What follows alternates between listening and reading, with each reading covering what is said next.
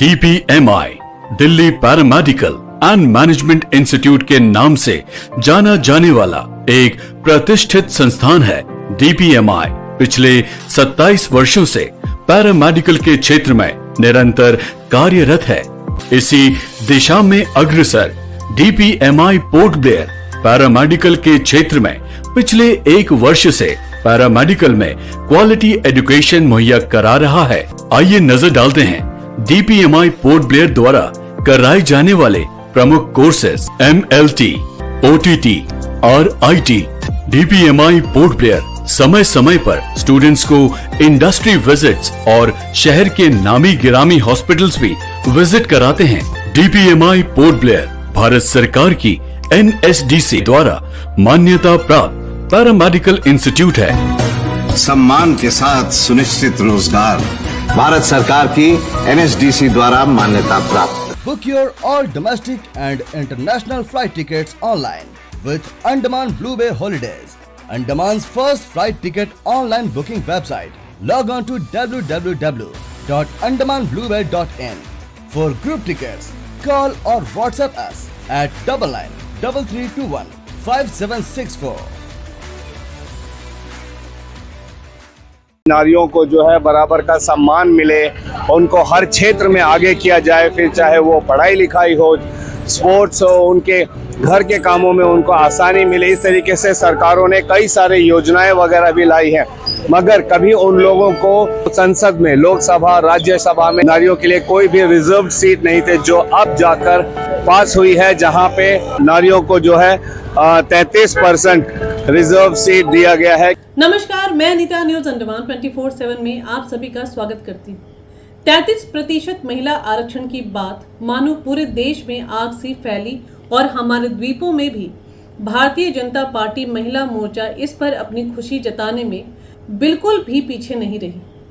Bharatiya Janata party महिला मोर्चा की तरफ से संपा बनर्जी जी ने आज प्रदेश अध्यक्ष श्री अजय बैरागी जी और कुछ महिला कार्यकर्ताओं के संग अबरदीन बाजार के हनुमान मंदिर में पूजा करने के पश्चात हमारे चैनल में इस खुशी को जाहिर किए। चलिए हमारे रिपोर्टर यामिर जी की रिपोर्ट देखते हैं। नमस्कार, मैं यामिर न्यूज अंडमान 24/7 में आप सभी का स्वागत करता हूं। आज हम आए हैं हनुमान मंदिर जो अबरदीन थाने में है। यहां पर मैं आप लोगों को बता दूं कि अभी कुछ ही पल में बहुत सारे बीजेपी के कार्यकर्ता यहां पे आने वाले हैं, खासकर जो महिला कार्यकर्ता है वे आने वाले हैं।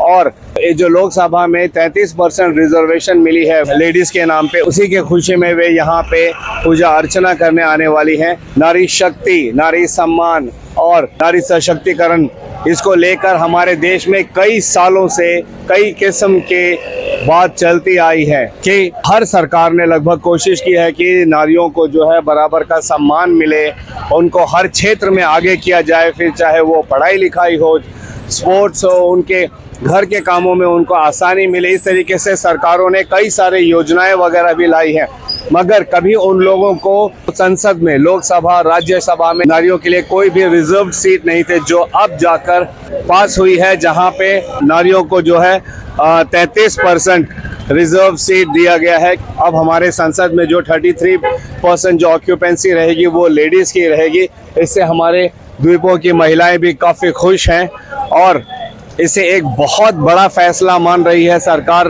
की तरफ से।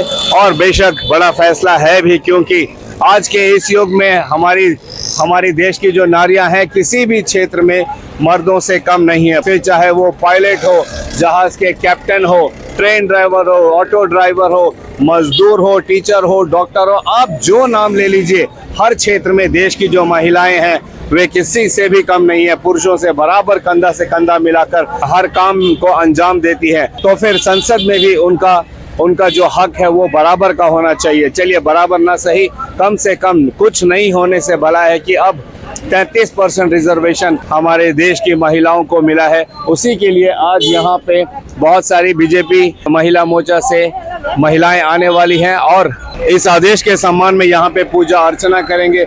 और जहाँ तक हमें पता चला है कि वे देश के प्रधानमंत्री श्री नरेंद्र मोदी जी की दीर्घायु की प्रार्थना भी करेंगे।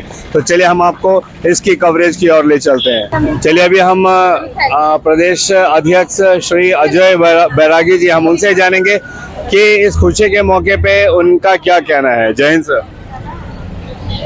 आज सबसे पहले तो मैं नारी शक्ति बंधन अधिनियम जो माननीय नरेंद्र मोदी हमारे यशस्वी प्रधानमंत्री जी का जो देन है, सबसे पहले मैं हमारे महिला मोर्चा अंडमान निकोबार भारतीय जनता पार्टी के माननीय संपा बनर्जी जी और उनके सभी महिला शक्ति जो आज इस बहुत अच्छे कार्यक्रम जो इस वक्त हम लोग हनुमान मंदिर के सामने हम लोग खड़े हैं, मैं सभी द्वीपवासियों को इस शुभ अवसर पर, इस पावन अवसर पर बहुत बहुत शुभकामनाएं देना चाहता हूं।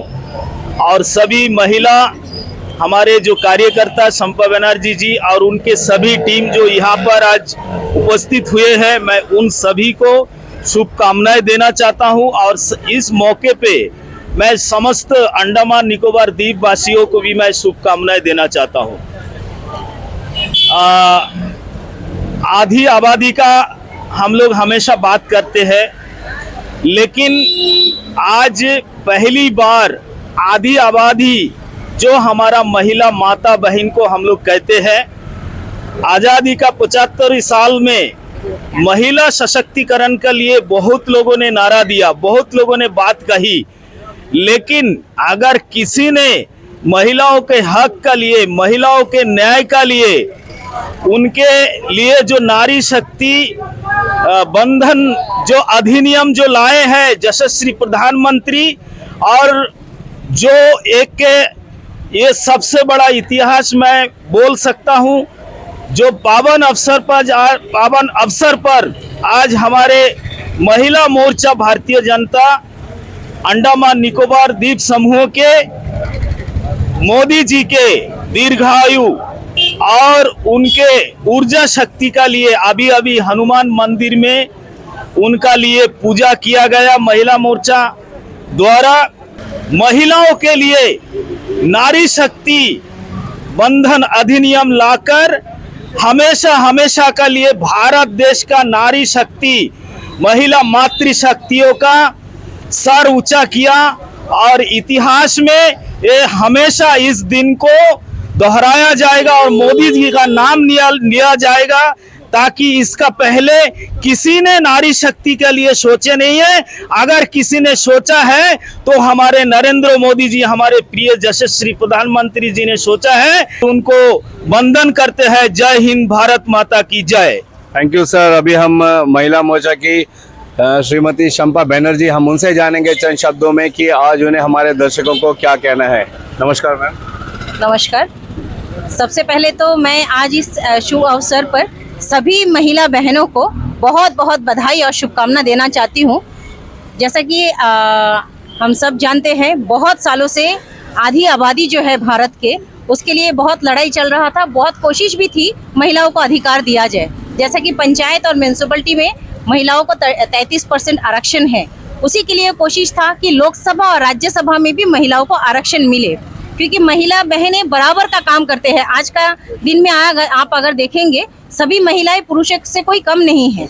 महिलाओं को भी मौका देना मिलना चाहिए। कोशिश सभी का था, लेकिन ये जो बोलते हैं ना, हमारे यशस्वी प्रधानमंत्री माननीय नरेंद्र मोदी जी ने कहा कि शायद उन्हीं के हाथ से ये शुभ काम होना था।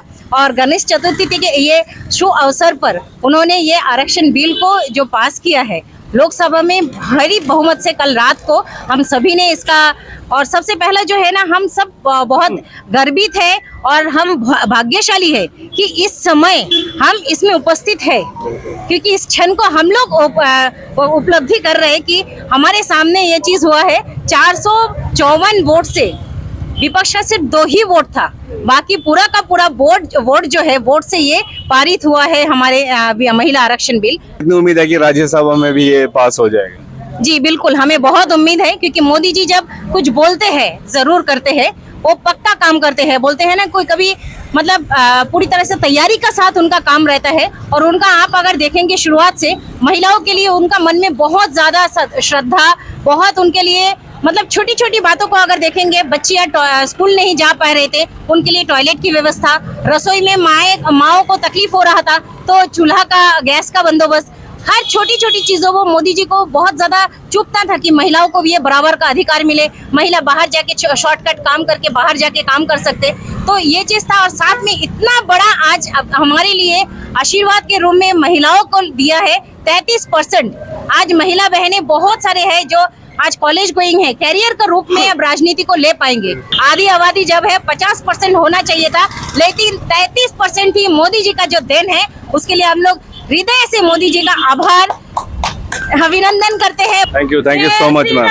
तो जिस तरीके से आपने अभी सुना कि बीजेपी पार्टी की ओर से आज जब ये बिल पास हुई है कि लोकसभा में अब औरतों को जो है 33% ऑक्यूपेंसी मिलेगी, उसके लिए वे अपनी खुशी इजहार करने के लिए और साथ ही नरेंद्र मोदी देश के प्रधानमंत्री उनकी लंबी उम्र के लिए यहाँ हनुमान मंदिर में आए और पूजा अर्चना भी की। कैमरा पर्सन दीपिका सोनी के साथ में यामीन, न्यूज अंडमान 24/7। नमस्कार। हम उम्मीद करते हैं कि इस फैसले से देश की तमाम महिलाएं खुश होंगी और अपनी 33% भागीदारी से देश की राजनीति में एक नई सकारात्मक बदलाव भी लाएगी।